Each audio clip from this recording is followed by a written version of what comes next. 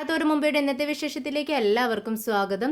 ബാലചന്ദ്രൻ രാത്രി വീട്ടിലേക്ക് കയറി വരികയാണ്. പതിവ് പോലെ തന്നെ നമ്മുടെ വൈജയന്തി വഴക്കടിക്കാനുള്ള എല്ലാ തയ്യാറെടുപ്പോടും കൂടി ബാലചന്ദ്രൻ്റെ അടുത്തേക്ക് വരുന്നുണ്ട്. എന്നിട്ട് ചോദിക്കുന്നുണ്ട്, ബാലചന്ദ്രൻ ഇത്രയും നേരം ഹോസ്പിറ്റലിലായിരുന്നു, അവളോടൊപ്പം ഇരിക്കുകയായിരുന്നു എന്ന് ചോദിക്കുകയാണ്. ഇത് കേട്ടതും ബാലചന്ദ്രൻ ചോദിക്കുന്നുണ്ട്, അതെന്താ നീ അങ്ങനെ പറഞ്ഞത്? നേരം ഇത്രയ്ക്കൊക്കെ പാതിരാത്രി ആയിട്ടൊന്നുമില്ലല്ലോ, നേരം 10 മണിയല്ലേ ആയിട്ടുള്ളൂ എന്ന് ചോദിക്കുകയാണ്. ഇത് കേട്ടതും വൈജയന്തി ചോദിക്കുന്നുണ്ട്, അതെ 10 മണി തന്നെ ആയിട്ടുള്ളൂ, ഇത്രയും നേരം അവളുടെ മുഖത്തേക്ക് നോക്കിക്കൊണ്ട് ഇരിക്കുകയായിരുന്നോ എന്ന് ചോദിക്കുകയാണ്. അവളുടെ മുഖത്തേക്ക് നോക്കിയിട്ട് ഇരിക്കുകയായിരുന്നില്ല ഞാൻ, പക്ഷേ ഞാൻ എൻ്റെ മകളുടെ അടുത്താണ് ചെന്നിരുന്നത്. ഓഹോ, അത് ശരി, അങ്ങനെ ഒരു മകൾ ഇവിടെ ഉണ്ടല്ലോ. ആയിക്കോട്ടെ, നീ അവളെ വിളിക്ക്, നമുക്ക് രണ്ടുപേർക്കും തലങ്ങും വിലങ്ങും ഇരുന്ന് മകളെ തന്നെ നോക്കിക്കൊണ്ടിരിക്കാം എന്ന് പറയുന്നുണ്ട് നമ്മുടെ ബാലചന്ദ്രൻ.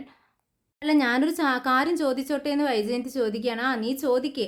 അല്ല, ഇപ്പോൾ ഇത്രയും ദിവസമായിട്ടും ഹോസ്പിറ്റലിൽ എത്രത്തോളം ക്യാഷ് ചിലവായിട്ടുണ്ടാവും എന്ന് ചോദിക്കുകയാണ്. ഉടനെ തന്നെ ബാലചന്ദ്രൻ പറയുന്നുണ്ട്, 1 ലക്ഷം രൂപയോളം വരുമായിരിക്കും. 1 ലക്ഷം രൂപയോ? എന്താ നിങ്ങളീ പറയുന്നത്? അതെ, ഇത്രയും ദിവസം 1 ലക്ഷം രൂപയായി. പക്ഷേ അതുകൊണ്ടൊന്നും അവസാനിക്കുമെന്ന് തോന്നുന്നില്ല കേട്ടോ. കുറച്ച് 2 ദിവസം കൂടി കിടക്കേണ്ടി വരില്ലേ, അപ്പോഴേക്കും ഒരു 25,000 രൂപ വേണ്ടി വരുമെന്ന് പറയുകയാണ്. ഇത് കേട്ടതും വൈജയന്തി പറയുന്നുണ്ട്, 25,000 രൂപ, അപ്പോൾ എത്ര രൂപയായിരിക്കും മൊത്തത്തിൽ ചിലവ് വരുന്നത്? എന്തായാലും അവളുടെ ശമ്പളത്തിൽ നിന്ന് പിടിക്കാമെന്ന് പറയുകയാണ്. ഇത് കേട്ട് ബാലചന്ദ്രൻ പറയുന്നുണ്ട്, അവളുടെ ശമ്പളത്തിൽ നിന്നും പിടിക്കാനോ? നീ എന്താ വൈജയ് പറയുന്നത്? ഒരു വീട്ടിലൊരു ഒരാൾ ജോലി ചെയ്യുമ്പോൾ അവർക്ക് എന്തെങ്കിലും, ആ സെർവൻറ്റിന് എന്തെങ്കിലും അപകടം പറ്റിയാലേ അതിൻ്റെ ഉത്തരവാദിത്തം ആ വീട്ടിലുള്ളവർക്കാണ്, അവരാണ് ആ ചെലവ് വഹിക്കേണ്ടതെന്ന് പറയുന്നു. ഇത് കേട്ടതും വൈജയന്തി പറയുന്നുണ്ട്, അതൊന്നും പറ്റത്തില്ല, ഇത്രയും തോന്നെ ക്യാഷൊക്കെ നമ്മൾ വഹിക്കണമെന്ന് പറഞ്ഞാൽ അതൊന്നും നടക്കുന്ന കാര്യമല്ല, നമുക്ക് അവളുടെ ശമ്പളത്തിൽ നിന്ന് തന്നെ പിടിക്കാമെന്ന് പറയുന്നുണ്ട്. ഇതിപ്പോൾ അവളെ ഇവിടെ നിന്ന് പറഞ്ഞയച്ചാലും നഷ്ടം തീരത്തില്ല, അവളെ ഇവിടെ നിർത്തിയാലും നഷ്ടം തീരത്തില്ല. ഇതിപ്പോൾ വല്ലാത്ത കഷ്ടമായല്ലോ എന്ന് വൈജയന്തി പറയാണ്. ഇത് കേട്ടും ബാലചന്ദ്രൻ പറയുന്നുണ്ട്, അതെ, നീ ആദ്യം അവളെ നിന്റെ തലയിൽ നിന്ന് താഴെ ഇറക്ക്. ഇത് കേട്ട് വൈജയന്തി ചോദിക്കുന്നുണ്ട്, ഞാനെന്താ അവളെ എൻ്റെ തലയിൽ കയറ്റി വെച്ചിരിക്കുകയാണോ? അതേ വൈജയ്, നീ അവളിവിടെ വന്നത് അന്ന് മുതൽ അവളെ നിന്റെ തലയിൽ തന്നെയാണ് കയറ്റി വെച്ചിരിക്കുന്നത്. നീ സമാധാനത്തോടെ അവളെ അതൊന്ന് താഴെ ഇറക്ക്, അപ്പോൾ തന്നെ നിനക്ക് കുറച്ച് സമാധാനം കിട്ടുമെന്ന് പറയാണ്. പിന്നീട് അലീനയെയും നമ്മുടെ കൃഷ്ണമോളെയും കാണിക്കുന്നുണ്ട്. കൃഷ്ണമോള് ഡ്രസ്സൊക്കെ മാറി സ്കൂളിലേക്ക് പോകാനുള്ള തയ്യാറെടുപ്പോട് കൂടി നിൽക്കുവാണ്. ചേച്ചി, എൻ്റെ ഫോണൊക്കെ ഇവിടെ തന്നെ ഇരിക്കട്ടെ, ഞാൻ സ്കൂൾ വിട്ട് കഴിഞ്ഞാൽ നേരെ ഇങ്ങോട്ടേക്കാണ് വരുന്നതെന്ന് പറയുന്നുണ്ട്. മോൾ ഇങ്ങോട്ടാണോ വരുന്നത്? അപ്പോൾ സ്കൂളിലേക്ക് ആര് കൊണ്ടുപോകുമെന്ന് ചോദിക്കുന്നുണ്ട്. അത് ഞാൻ അച്ഛൻ്റെ കൂടെയോ അല്ലെങ്കിൽ മനു അങ്കിളിൻ്റെ കൂടെയോ ആരുടെയെങ്കിലും കൂടെയൊക്കെ പോയിക്കോളാം ചേച്ചി എന്ന് പറയാണ്. നിനക്ക് ഭക്ഷണം കഴിക്കണ്ടേന്ന് ചോദിക്കുമ്പോൾ ഞാൻ ക്യാൻറ്റീനിൽ നിന്ന് കഴിച്ചോളാം ചേച്ചി. നിനക്ക് ബുദ്ധിമുട്ടായല്ലേ എന്ന് ചോദിക്കുമ്പോൾ, എന്താ ചേച്ചി, ചേച്ചിക്ക് വേണ്ടിയിട്ടല്ലേ, എനിക്കൊരു ബുദ്ധിമുട്ടും ഇല്ല എന്ന് പറയുകയാണ്. അപ്പോഴേക്കും നമ്മുടെ മനു അങ്ങോട്ടേക്ക് കയറി വരുന്നുണ്ട്. മനു ചോദിക്കുന്നുണ്ട്, എന്താ മോളെ, ഇവളെ നീ നന്നായി നോക്കിയോ? പിന്നെ അവൾ എന്നെ നന്നായി നോക്കി. ഗുഡ് മോർണിംഗ് മനുവേട്ട എന്നൊക്കെ പറയുന്നുണ്ട് നമ്മുടെ കൃഷ്ണമോൾ. അതിനിടയിൽ നമ്മുടെ അലീന പറയുന്നുണ്ട്, അവൾ എൻ്റെ അനിയത്തി കുട്ടിയല്ലേ, അവളെന്നെ നന്നായി നോക്കി എന്ന് പറയാണ്.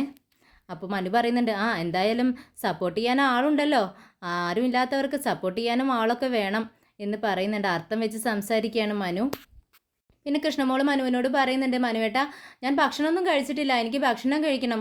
നീ ഒന്നും കഴിച്ചില്ലേ? അതിനെന്താ, മോൾക്ക് ഞാൻ കഴിക്കാൻ വേണ്ടി വാങ്ങിച്ചു തരാം, നമുക്ക് കഴിച്ചിട്ട് പോവാം. പിന്നെ ഉച്ചയ്ക്ക് നീ ഇങ്ങോട്ടേക്ക് പോര്, ഇവിടെ വന്നാൽ മതി, ഞാൻ ഇവിടെ തന്നെ ഉണ്ടാവും, ഉച്ചക്കുള്ള ഭക്ഷണം നമുക്കിവിടെ നിന്ന് കഴിക്കാം കേട്ടോ. പിന്നെ രാത്രി നീ ഇങ്ങോട്ടേക്കല്ലേ വരുന്നതെന്ന് ചോദിക്കുന്നുണ്ട്. അതെ മനുവേട്ടാ, രാത്രി ഞാൻ അലീന ചേച്ചിയുടെ അടുത്ത് ഉണ്ടായിരിക്കും, ഞാൻ ഇങ്ങോട്ട് വന്നോളാം എന്ന് പറഞ്ഞ് രണ്ടുപേരും കൂടെ പുറത്തേക്ക് പോവുകയാണ്. പിന്നീട് ഡോക്ടർ അങ്ങോട്ടേക്ക് വരുന്നുണ്ട്. അലീനെ, ഞാൻ ഡോക്ടറാണ്, അകത്തേക്ക് വരുന്നുണ്ട് കേട്ടോ എന്നൊക്കെ പറഞ്ഞ് അകത്തേക്ക് കയറി വരുവാണ്. എന്നിട്ട് എങ്ങനെയുണ്ട് ഇപ്പോൾ എന്ന് ചോദിക്കുമ്പോൾ ചെറുതായിട്ട് വേദനയുണ്ടെന്ന് പറയുന്നുണ്ട്.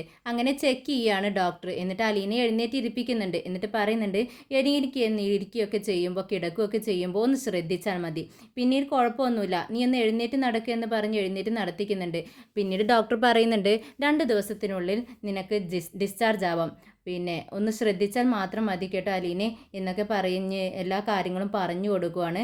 അങ്ങനെ 2 ദിവസം കഴിഞ്ഞ് ഡിസ്ചാർജ് ആക്കാമെന്ന് പറഞ്ഞ് നമ്മുടെ ഡോക്ടർ പോകുന്നുണ്ട്. പിന്നീട് നമ്മുടെ മനു അങ്ങോട്ടേക്ക് വരികയാണ്. മനുവിൻ്റെ ഫോണിൽ നിന്ന് മാലീന നമ്മുടെ മുത്തശ്ശിക്ക് വിളിക്കുന്നുണ്ട്. മാലീനയുടെ സൗണ്ട് കേട്ടതും മുത്തശ്ശിക്ക് ഒരുപാട് സന്തോഷമാവാണ്. അലീനെ നിൻ്റെ സൗണ്ട് കേട്ടതും മുത്തശ്ശിക്ക് എത്രയ്ക്ക് സമാധാനമായെന്ന് അറിയാവോ? നിൻ്റെ വിവരങ്ങളൊന്നും അറിയാഞ്ഞിട്ട് ആകെ വിഷമിച്ചിരിക്കുകയായിരുന്നു. അപ്പോൾ അവിടെ ആരും ആ മുത്തശ്ശിയുടെ വിവരങ്ങളൊക്കെ പറഞ്ഞില്ലേ? നിനക്ക് എന്താ സംഭവിച്ചതെന്ന് ചോദിക്കുകയാണ്. സംഭവിച്ച കാര്യങ്ങളൊക്കെ എന്നോട് പറഞ്ഞു. പക്ഷേ എന്നാലും എനിക്ക് ആകെ അതൊന്നും ഞാൻ വിശ്വസിച്ചിട്ടില്ല. എനിക്കറിയാലോ നിനക്ക് അങ്ങനെ ഒരു ബുദ്ധിമോശം സംഭവിക്കില്ല. നീ അത്രയ്ക്ക് ശ്രദ്ധയില്ലാത്ത കുട്ടിയൊന്നും അല്ലാന്ന് എനിക്കറിയാം. വേറെ എന്തെയോ സംഭവിച്ചിട്ടുണ്ടെന്ന് പറയാണ്. അങ്ങനെ അലീന ഞാൻ പറയാം മുത്തശ്ശി എന്ന് പറയുന്നുണ്ട്. ശരി, നീ ഇവിടെ വന്നിട്ട് സാവധാനം പറഞ്ഞാൽ മതി എന്ന് പറയാണ്. അങ്ങനെ ആ മനുവും സംസാരിക്കേണ്ടത് മുത്തശ്ശിയോട് ചോദിക്കുന്നുണ്ട്. ഞാൻ മുത്തശ്ശിയുടെ അടുത്ത് ഒരാളെ ഏൽപ്പിച്ചിട്ടുണ്ടായിരുന്നില്ലേ, നന്നായി നോക്കിക്കൊള്ളണമെന്ന് പറഞ്ഞിട്ടുണ്ടായിരുന്നു. എന്നിട്ടിപ്പോൾ അയാൾ കുത്തേറ്റ് ഹോസ്പിറ്റലിൽ കിടക്കുകയല്ലേ, ഇങ്ങനെയാണോ ഒരാളെ നോക്കുന്നതെന്ന് ചോദിക്കുകയാണ്. മനു, എനിക്ക് തെറ്റ് പറ്റിപ്പോയടാ, ഇനി ഒരിക്കലും ഉണ്ടാവില്ല എന്ന് പറയാണ്. പിന്നീട് മനു നമ്മുടെ അലീനയ്ക്ക് ഫോൺ അടിച്ചു കൊടുക്കുകയാണ്. രേവതിക്കുട്ടിക്ക് വിളിക്കാൻ വേണ്ടിയിട്ട് ഫോൺ കൊടുത്തിട്ട് പുറത്തേക്ക് പോകുന്നുണ്ട്. ഞാൻ ക്യാൻറ്റീനിൽ പോയി ഭക്ഷണം കഴിച്ചിട്ട് വരാം, നിങ്ങൾ രണ്ടാളും സംസാരിക്കുമെന്ന് പറയുകയാണ്. അങ്ങനെ അലീന രേവതിക്കുട്ടി അലീനോട് ചോദിക്കുന്നുണ്ട്, അന്ന് ചേച്ചി വിളിച്ചിട്ട് പിന്നീട് വിളിക്കാമെന്ന് പറഞ്ഞിട്ട് ഇത്രയും ദിവസമായിട്ടും വിളിച്ചില്ല അല്ലേ, ഞാൻ ദേഷ്യപ്പെട്ടിരിക്കുക കേട്ടോ എന്ന് പറയുകയാണ്. അപ്പോൾ അലീന പറയുന്നുണ്ട്, എടാ ഞാനിവിടെ ഹോസ്പിറ്റലിലാണ്. ഇത് കേട്ടതും ഹോസ്പിറ്റലിലോ, എന്ത് പറ്റി ചേച്ചി എന്ന് ചോദിക്കുകയാണ്. അത് അന്ന് നീ വിളിച്ചു വെച്ചതിന് ശേഷം കുറച്ച് സംഭവങ്ങളൊക്കെ ഉണ്ടായി. പിന്നെ നീ ആരോടും പറയരുത്. നിൻ്റെ അടുത്ത് ആരെങ്കിലും ഉണ്ടോ എന്ന് ചോദിക്കുന്നുണ്ട്. എൻ്റെ അടുത്ത് ആരുമില്ല, എന്താ സംഭവം എന്ന് ചോദിക്കുകയാണ് രേവതിക്കുട്ടി. അത് മോളെ, അന്നുണ്ടല്ലോ, അന്ന് രോഹിത് മാത്രമല്ല അവിടെ ഉണ്ടായിരുന്നത്. അവൻ്റെ റൂമിൽ ഹരിശങ്കറിനെ കൂടി ഒളിപ്പിച്ച് വെച്ചിട്ടുണ്ടായിരുന്നു. എന്നിട്ട് അവരെന്നോട് മര്യാദയില്ലാതെ പെരുമാറി. എല്ലാ സംഭവങ്ങളും അവൻ അങ്ങനെ കുറച്ച് അവൻ എന്നെ ഉപദ്രവിക്കാൻ നോക്കി. പിന്നെ കുറച്ച് സംഭവങ്ങളൊക്കെ അന്ന് നടന്നു മോളെ. എന്നെ രക്ഷിക്കാൻ വേണ്ടി എനിക്ക് തന്നെ ഇങ്ങനെയൊക്കെ ചെയ്യേണ്ടി വന്നു. പോലീസുകാർ തിരിച്ചും മറിച്ചും ഒക്കെ ക്വസ്റ്റ്യൻസൊക്കെ ചോദിച്ചു. പക്ഷേ അവനെൻ്റെ ചോരയല്ലേ മോളെ, അതുകൊണ്ട് എനിക്ക് അങ്ങനെയൊന്നും അവനെ കൈവിടാൻ പറ്റത്തില്ല എന്ന് പറയുന്നതും നമ്മുടെ ബാലചന്ദ്രൻ കേൾക്കുക കേട്ടോ. ബാലചന്ദ്രൻ ഇതേ സമയം റൂമിലേക്ക് കയറി വരുമായിരുന്നു. ഇവരുടെ സംസാരം കേട്ട് ആകെ അമ്പരന്ന് നിൽക്കുകയാണ്. പിന്നീട് അലീന എല്ലാം സംഭവിച്ച കാര്യങ്ങളൊക്കെ പറയുകയാണ്.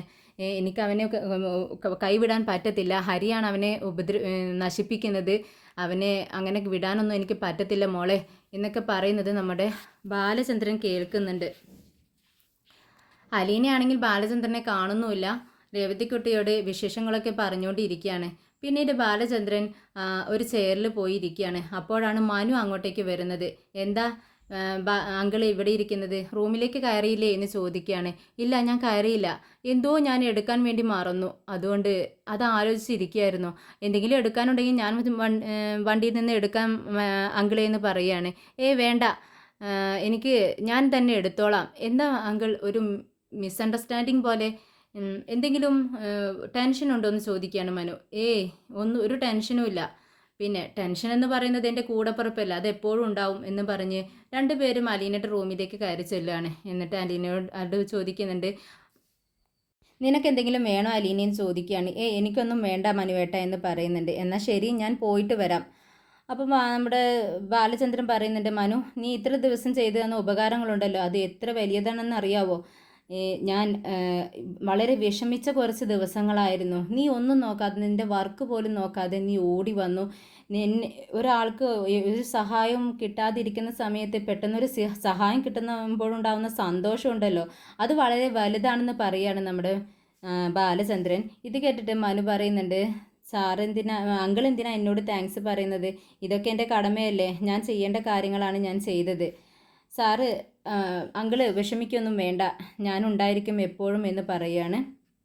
അങ്ങനെ മനു അവിടെ നിന്നും എറണാകുളത്തേക്ക് പോകുന്നുണ്ട്. ബാലചന്ദ്രനും ശരി മോളെ ഞാൻ പോയിട്ട് വരാമെന്ന് പറഞ്ഞ് പുറത്തേക്ക് ഇറങ്ങുവാണ്.